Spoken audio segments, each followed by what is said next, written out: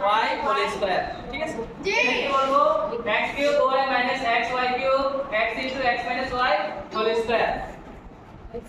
এটারে whole square বলে জি তাহলে এখানে প্রথম রাশি হচ্ছে x cube y minus x y cube তাহলে একটু যদি লক্ষ্য করো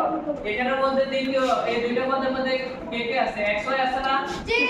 তাহলে আমরা যেহেতু এখানে x আছে এখানেও x আছে এখানে y আছে এখানেও কি আছে y আছে তাহলে আমরা এখান থেকে x y কমন কি কমন নেব x y যেহেতু দুইটি পদের মধ্যে x y আছে এই কারণে আমরা কি কমন নিছি x y কমন নিছি তাহলে এবার x y এর সাথে এই x কিউব ধর এখানে x কিউব আছে তিনটা এখানে নিচে একটা আমরা ভাগ দেব এখানে এক আছে আর এখানে তিন আছে কটা থাকবো দুইটা তাহলে x এর সাথে x তিনটা ভাগ দিলে কটা থাকে দুইটা ঠিক আছে এখানে y আছে